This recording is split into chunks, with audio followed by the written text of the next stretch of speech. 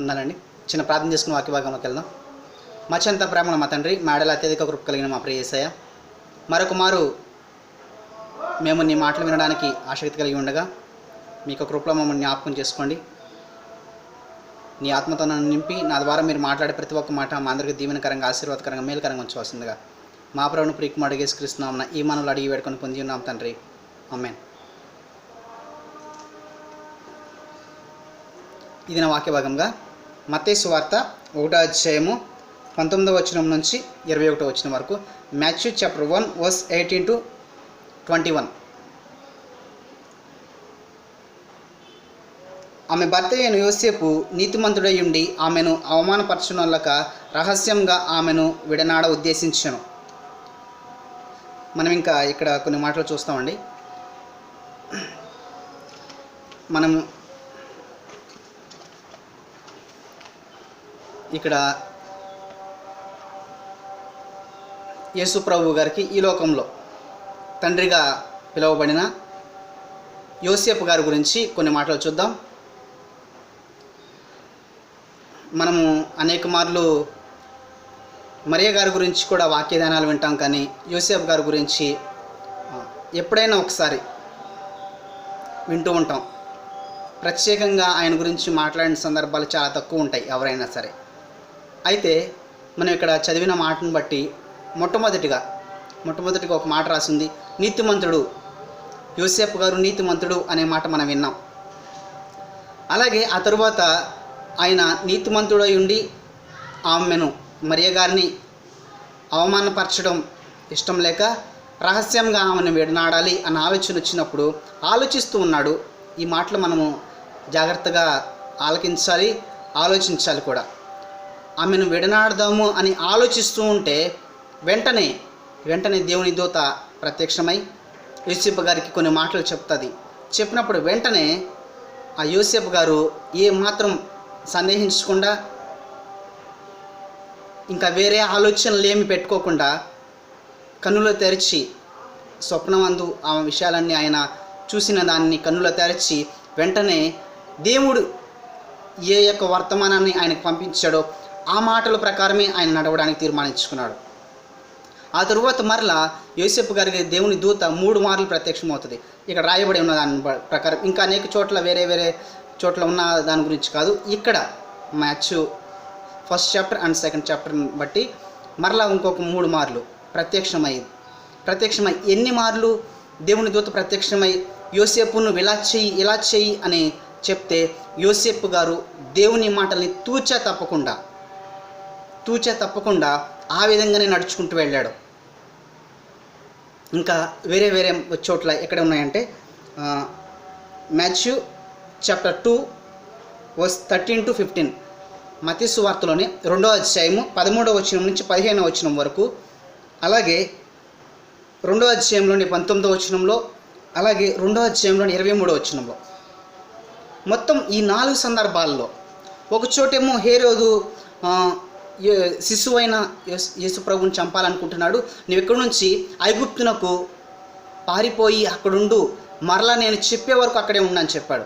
ఆ మాటకి లోబడ్డాడు. అప్పటికప్పుడే రాత్రి యేసు ప్రభువుని శిశువుని మరియ గారిని తీసుకుని ఐగుప్తుకు ప్రయాణమై వెళ్ళిపోయాడు. ఆ తరువాత మరలా ప్రత్యక్షమై యోసేపు, ఇక నువ్వు ఇశ్రాయేల్ దేశం వెళ్ళొచ్చు, నువ్వు అక్కడ నివసించవచ్చు అంటే అక్కడికి వచ్చాడు. అక్కడికి వచ్చిన తర్వాత వెంటనే మరలా ప్రత్యక్షమై నువ్వు ఇక్కడ వద్దు, నువ్వు నజరేతుకు వెళ్ళు అని చెప్పాడు.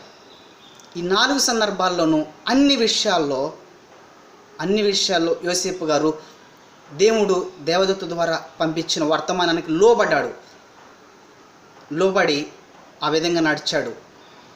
శిశువుగా ఉన్నప్పుడు యేసు ప్రభుని ప్రొటెక్ట్ చేశాడు యోసేపు గారిని దేవుడు ఆ విధంగా వాడుకున్నాడు.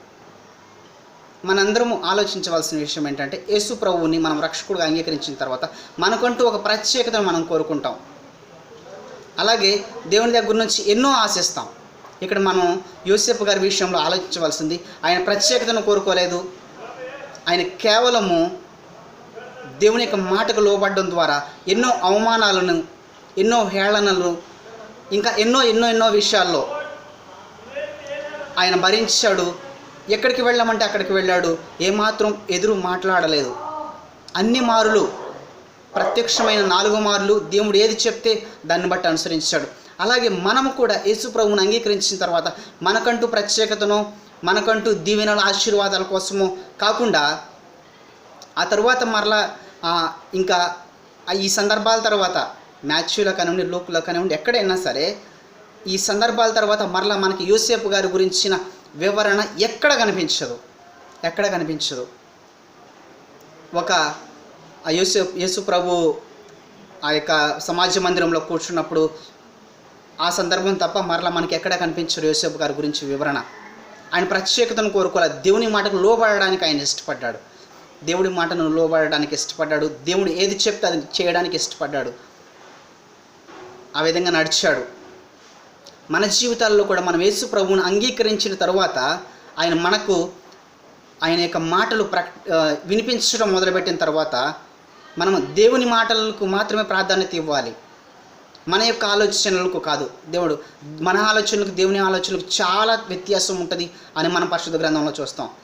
అలాగే మనము కూడా మన ఆలోచనలు ఒక విధంగా ఉంటాయి. వెంటనే దేవుడు అది కాదు ఇది చేయమన్నప్పుడు ఇదే బాగుంది కదా అని మనం ఆ మార్గం, ఒకరి మార్గం వాని దృష్టికి యథార్థంగా కనపడుతుంది, కానీ అత్యధిక మరణానికి దారితీస్తుంది. మన ఆలోచనల ప్రకారం మనం నడిస్తే మనము నరకపాత్రులం అవ్వడానికి ఎక్కువ ఛాన్స్ ఉంది. కానీ దేవుని ఆలోచనల ప్రకారం నడిస్తే మొదట మనకు కొన్ని ఇబ్బందులు, ఇరుకులు ఉండొచ్చు. యోసేపు గారు యేసు ప్రభుని ప్రొటెక్ట్ చేయడం కోసం, శిశువైన యేసు ప్రభుని ప్రొటెక్ట్ చేయడం కోసం ఆయన సంవత్సరాలు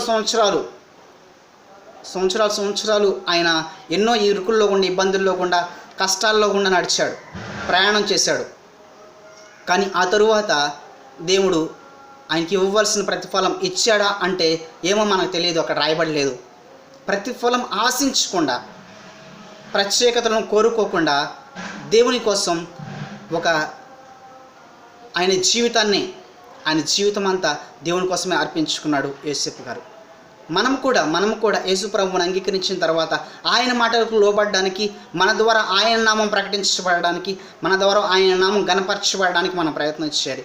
యేసు ప్రభువుని ఈ లోకంలో శిశువుగా ఉన్నప్పుడు ప్రొటెక్ట్ చేయడానికి యోసేపును వాడుకున్నాడు. అలాగే ఈ రోజుల్లో మనల్ని ఆయన ఒక విషయంలో వాడుకోవడానికి ఆయన ఆసక్తి చూపిస్తున్నాడు. ఏ విషయం అంటే, మిమ్మల్ని బట్టియే కదా అన్యజనుల మధ్య నా నామం దూషించబడుతున్నది అన్న మాట ఈ రోజుల్లో అనేక చోట్ల మనం వింటూ ఉంటున్నాం. మనల్ని బట్ట, మన సహోదరులను బట్ట అన్నది మనం ఆలోచించకుండా మన విషయంలో ఎప్పుడైనా దేవుని నామం అవమానపరచబడుతుందేమో అన్న ఆలోచన ఒకసారి మనకి తట్టాలి. ఎలాంటి సందర్భాల్లోనైనా మనల్ని బట్టి దేవుని నామం అవమానపరచబడుతుంటే అది దేవునికి చాలా చాలా చాలా దుఃఖకరమైన విషయం మనల్ని బట్టి అని మనం ఆలోచించుకోవాలి. మరొకసారి నేను జ్ఞాపకం చేస్తున్నాను. నేను ఇప్పుడు మీకు చూపించిన రిఫరెన్స్ ప్రకారం 4 times 4 సార్లు యోసేపు గారికి దేవుని దూత ప్రత్యక్షమైంది, 4 సార్లు ఆయన లోబడ్డాడు. అలాగే మనము కూడా ఎన్నో వందల వేల సార్లు దేవుని మాట వింటున్నాం. మనం ఎన్నిసార్లు లోబడ్డాం, ఎన్నిసార్లు ఆయన చిత్తానుసారంగా నడిచాం, ఎన్నిసార్లు ఆయన నామమును గణపరిచాం, ఎన్నిసార్లు మనల్ని బట్టి దేవుని నామం మహిమపరచబడింది, అలాగే మనల్ని బట్టి ఎన్నిసార్లు దేవుని నామం అవమానపరచబడింది, హేళనకు గురైందని కూడా మనం ఆలోచించాలి. కాబట్టి ఇప్పటి నుంచైనా మనల్ని బట్టి దేవుని నామం మహిమపరచబడే విధంగా, మనలో దేవుని చూపించే విధంగా మనం లోకంలో ఒక మంచి పత్రికలాగా, జ్యోతులలాగా ప్రకాశిస్తూ అనేక మందికి దేవునిని మనలో చూపించే విధంగా ఒక మంచి మాదిరికరమైన జీవితం జీవిద్దాం. యోసేపు గారు ఆ విధంగా జీవించాడు. ఎలాంటి ప్రతిఫలం ఆశించకుండా, మనం కూడా ఎలాంటి ప్రతిఫలం ఆశించకుండా మనల్ని బట్టి దేవుని నామం మహిమపరచబడే విధంగా మనకి జీవితాల్లో ముందుకు కొనసాగడానికి దేవుడు మనకు తోడి ఉండి నడిపించును గాక. చిన్న ప్రార్థన చేసుకుందాం. స్తోత్రములు తండ్రి, వందనాలు. మీరు మాతో మాట్లాడిన ప్రతి ఒక్క మాటను బట్టి మీకు వందనాలు తెలియజేస్తున్నాం. ఆ మాటలు మా యొక్క హృదయంలో ఫలించడానికి, అనేక మందికి దీవెనకరంగా, ఆశీర్వాదకరంగా ఉండడానికి సహాయం చేయమని, ఆ మాటలు మమ్మల్ని పరలోక రాజ్యానికి తీసుకెళ్లే విధంగా మమ్మల్ని ప్రోత్సాహపరచడానికి మీ యొక్క కృప చూపించవలసిందిగా వేడుకుంటూ మా ప్రభువుని ప్రియకుమారుడైన యేసుక్రీస్తునామమున ఈ మనవులు అడిగి వేడుకొని పొంది ఉన్నాం తండ్రి. ఆమెన్. తండ్రి అయిన దేవుని ప్రేమ, కుమారుడైన యేసుక్రీస్తు యొక్క కృప, పరిశుద్ధాత్మ యొక్క అన్యోన్య సహవాసము, ఆయన మాటలను విని లోబడి వాటిని అనుసరించడంలో ఆయన మనకు తోడి ఉండి నడిపించును గాక. ఆమెన్.